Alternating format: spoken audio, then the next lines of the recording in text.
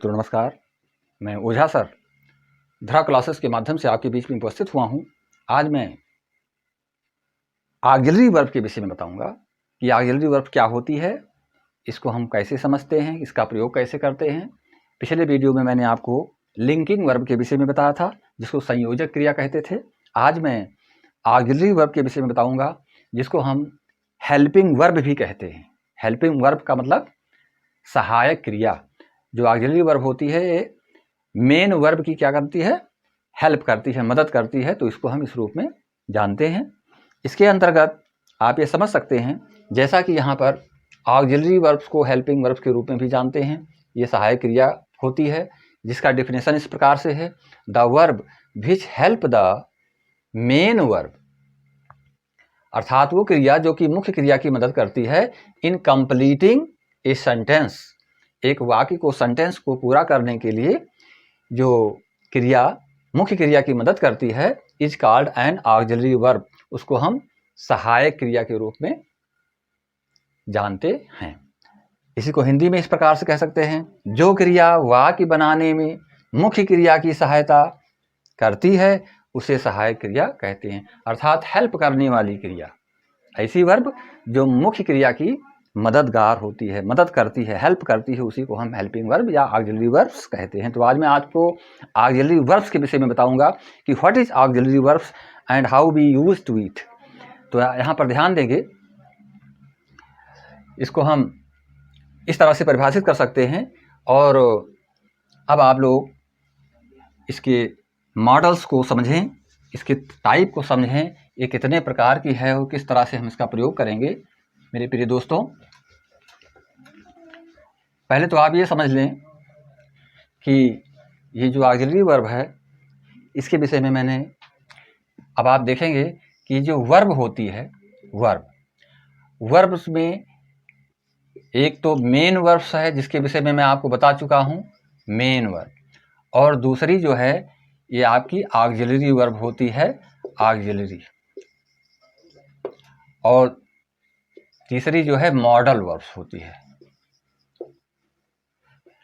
तो ये तीन ही मुख्य रूप से होती हैं, जिसमें कि मैंने मेन वर्ब्स के विषय में आपको बताया। इसी मेन वर्ब्स की मदद करने वाली कौन सी वर्ब होती है, ऑक्सिलरी वर्ब्स, और मॉडल वर्ब्स भी सेंटेंस को पूरा करने के लिए प्रयोग की जाती है। तो मैं आज आपको ऑक्सिलरी वर्ब्स के विषय में बताऊंगा कि व्हाट इज ऑक्सिलरी वर्ब्स।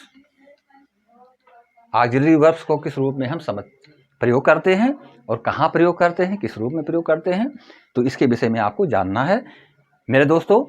तो आप थोड़ा धैर्य रखें, मैं एक एक करके इसको स्टेप वाइज आपको बताने का प्रयास करूंगा।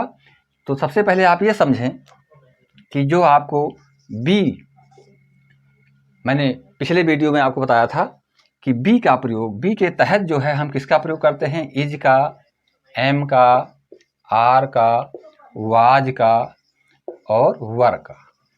ये मुख्य रूप से हम बी के तहत प्रयोग करते हैं। और बी भी ऑलरेडी वर्ब्स के रूप में ही कार्य करती है, ये जो बी होती है।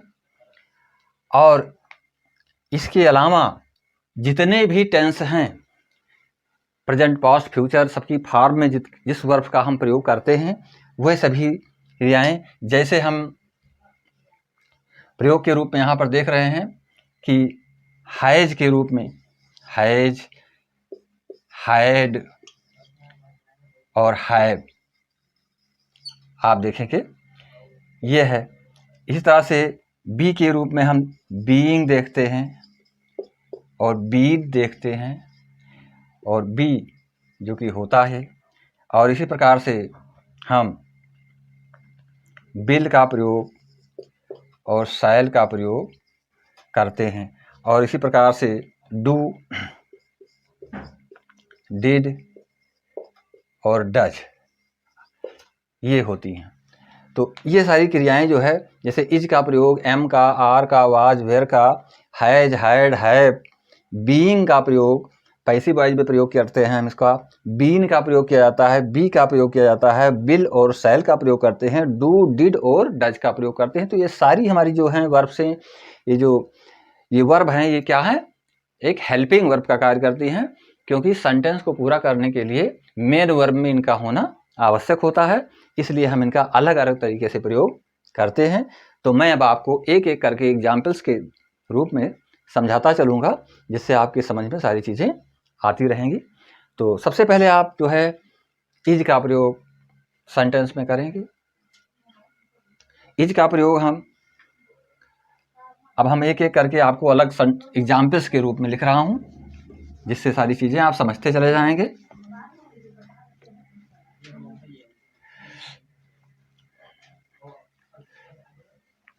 एक साइड में मैं यहाँ पर लिख दे रहा हूँ इज, एम, आर, वाज, वर और डू,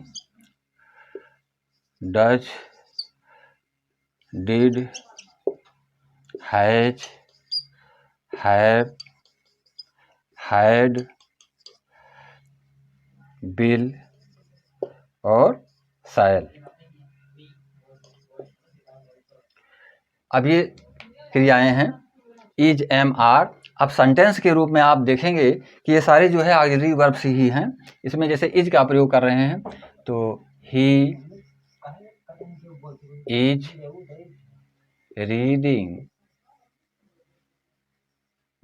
आ बुक। अब आप ध्यान दें, इस रीडिंग जो मेन वर्ब है, इसको कंप्लीट करने का कार्य कर रही कौन? इज। तो ये हेल्प कर रही है, तो इसलिए ही इज रीडिंग अ बुक में इज का प्रयोग हमने किया। इज क्या है हमारा? ये जो है ऑक्सिलरी वर्ब या हेल्पिंग वर्ब का कार्य यहाँ पर इज कर रहा है कि ही इज रीडिंग अ बुक, अर्थात वह एक पुस्तक पढ़ रहा है। ध्यान दें। इसी प्रकार से एम का प्रयोग देखिए, I am writing, I am writing a letter. यहाँ पर ध्यान दें कि एम का प्रयोग ये भी क्या कर रहा है, इस मेन वर्ब की राइटिंग की मदद कर रही है एम। ये प्रेजेंट कंटिन्यूअस में इसका प्रयोग हुआ। इसी तरह से आर देखें कि you are playing a hockey. अब आप देखें आर जो है प्लेइंग की मदद कर रहा है यहाँ पर, तो ये भी आपका क्या है, इसका हेल्पिंग वर्ब के रूप में, ऑक्सिलरी वर्ब के रूप में इसका प्रयोग किया जा रहा है। इसी तरह से वाज का, she was singing uh song. वह एक गीत गा रही थी, तो यहाँ पे सिंगिंग जो है मेन वर्ब है, इसकी सहायता कौन कर रहा है? वाज कर रहा है। इसी प्रकार से वेयर का प्रयोग, you were playing a cricket. तुम एक क्रिकेट खेल रहे थे। यहाँ प्लेइंग की हेल्प कौन कर रहा है? वेयर कर रहा है। इसी प्रकार से डू का प्रयोग, I do not write a letter. Present definite tense में हमने हेल्पिंग वर्ब के रूप में किसका प्रयोग किया? डू का प्रयोग किया। और डू मेन वर्ब का भी कार्य करता है, लेकिन यहाँ पे हम हेल्पिंग वर्ब की बात कर रहे हैं, ऑक्सिलरी वर्ब की बात कर रहे हैं, इसलिए इसको इस तरह से लिखा है कि I do not write a letter. या इसको ऐसा भी लिख सकते थे, do I not write a letter. क्या मैं एक पत्र नहीं लिखता हूँ? मैं एक पत्र नहीं लिखता हूँ। यहाँ पर डू का प्रयोग हुआ। इसी तरह से डज को देखिए, he does not help me. वह मेरी मदद नहीं करता है। तो यहाँ आप देखें हेल्प के साथ में डज का प्रयोग हुआ है हेल्पिंग वर्ब के रूप में, ये प्रेजेंट इंडेफिनिट टेंस में। तो इस ये भी जो क्या कर रहा है, ये भी जो है हेल्पिंग वर्ब का कार्य कर रही है, वर भी कर रही है, डू भी कर रहा है और डज भी कर रहा है। इसी प्रकार से डिड को देखिए, she did not give me money. ध्यान दें, she did not give me money, यहाँ पर गिव मेन वर्ब है और इसके साथ जो है डिड जो है जुड़ा हुआ है। तो ये डिड जो है हेल्पिंग वर्ब का कार्य कर रहा है कि वह मुझे पैसा नहीं देता या उसने मुझे पैसा नहीं दिया। तो इस तरह से हम इसको डिड का प्रयोग करेंगे। अब आप देखिए हैज का, कि I have gone to school. अब ये प्रेजेंट परफेक्ट का टेंस है, तो प्रेजेंट परफेक्ट में गॉन मेन वर्ब है और इसकी हेल्पिंग वर्ब के रूप में कौन प्रयोग किया जा रहा है? हैव का प्रयोग किया जा रहा है। तो I have gone to school, मैं विद्यालय जा चुका हूँ। तो यहाँ पे हैव जो है हेल्पिंग वर्ब का कार्य कर रहा है। इसी प्रकार आप देखेंगे has, she has cooked the food, she had cooked the food. अब कुक्ड जो है मेन वर्ब है और इसमें हैज लगा दिया गया है, वह भोजन पका चुकी है। तो यहाँ पे हैज जो है क्या कर रहा है? हेल्पिंग वर्ब का कार्य कर रहा है। इसी तरह से हैव और हैज का पास्ट क्या होता है? हैड, यानी कि he had written a letter. यहाँ आप देख रहे हैं कि वह एक पत्र लिख चुका था, वह एक पत्र लिख चुका था या उसने एक पत्र लिख लिया था। तो यहाँ पर हम देखेंगे पास्ट परफेक्ट का ये वाक्य है, सेंटेंस है, इसमें हम हैड का प्रयोग किए हैं।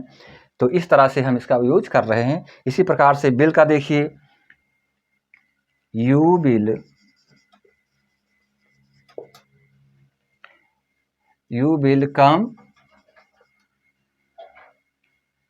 कम to help me, you will come to help me, तुम मेरी मदद करने को आओगे। तो कम जो है मेन वर्ब है, इसकी मदद कौन कर रही है? विल, यानी फ्यूचर इंडेफिनिट में हम किसका प्रयोग करते हैं? विल का।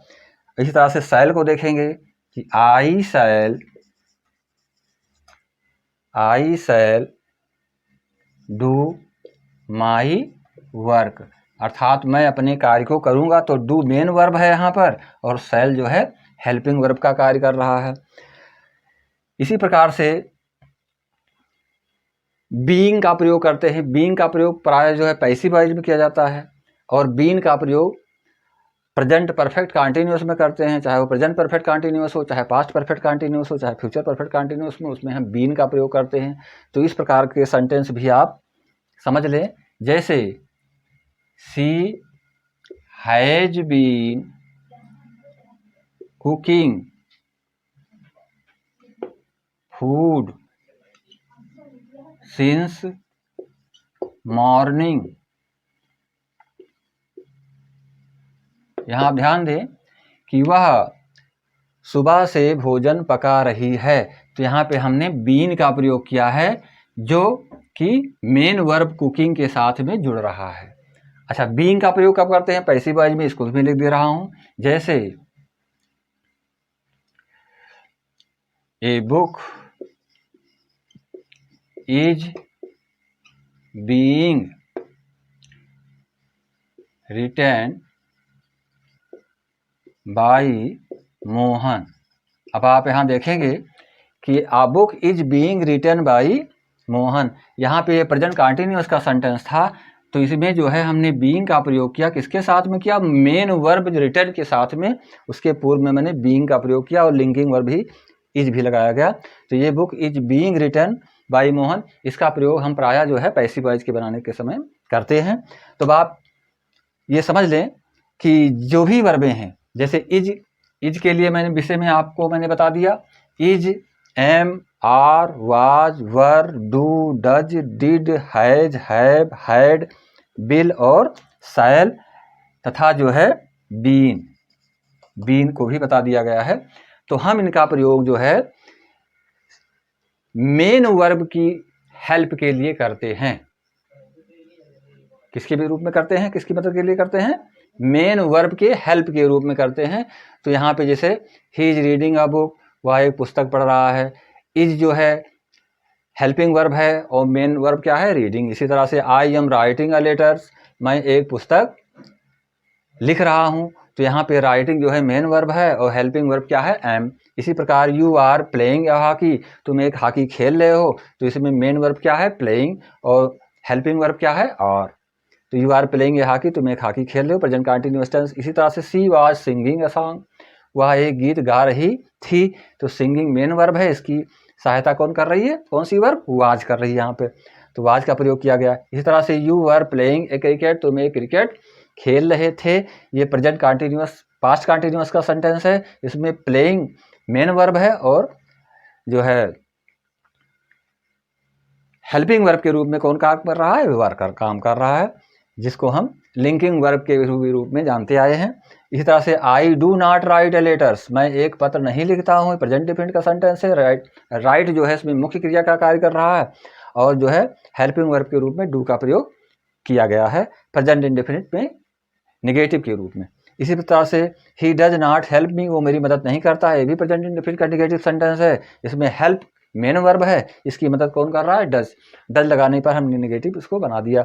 यानी निगेटिव बनाने के लिए हम डू डज का प्रयोग करते हैं प्रेजेंट इंडेफिनिट टेंस में, या इंट्रोगेटिव बनाने के लिए भी डू डज का प्रयोग प्रेजेंट इंडेफिनिट टेंस में करते हैं, तब हमको इसकी आवश्यकता होती है। अब कहाँ पे किस रूप में हम इसका प्रयोग करते हैं, हम आगे आपको टेंस जब समझाएंगे तो सारी चीज़ें आपको पता हो जाएंगी। इसी प्रकार से she did not give me money, अब ये पास्ट इंडेफिनिट का सेंटेंस है। गिव जो है मेन वर्ब है और डिड लगा दिया गया। तो ये जो क्या कर रहा है भाई?